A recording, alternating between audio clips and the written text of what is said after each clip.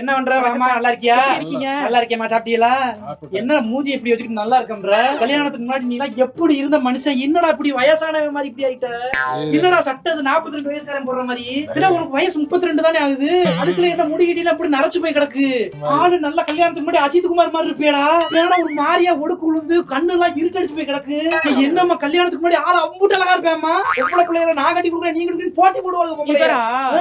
அப்புறம் ஏன் 31 வயசு வரைக்கும் பொண்ணே கிடைக்கல? அது வைராக்கியத்துல ஜெயிச்சுட்டு கல்யாணம் பண்ணணும், ஜெயிச்சுட்டு கல்யாணம் பண்ண. டேய் பாத்துக்கடா ஏமா, பாத்துக்கமா. கல்யாணத்துக்கு முன்னாடி அம்புட்டு அழகா இருந்தேன் ஆளு. இப்ப ஒரு மாதிரி பார்க்க முடியாது.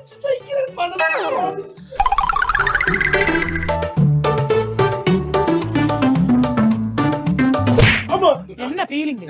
என்ன ஃபீலிங்? அவங்க தான் வர்றாங்க, வந்துட்டு ஏதோ கல்யாணத்துக்கு முன்னாடி நீ அஜித் குமார் மாதிரி இருந்தான்னு பிட்ட போட்டு போகுது. நீ அப்படியே சரி சரின்னு சிரிச்சு நின்னு இருக்க.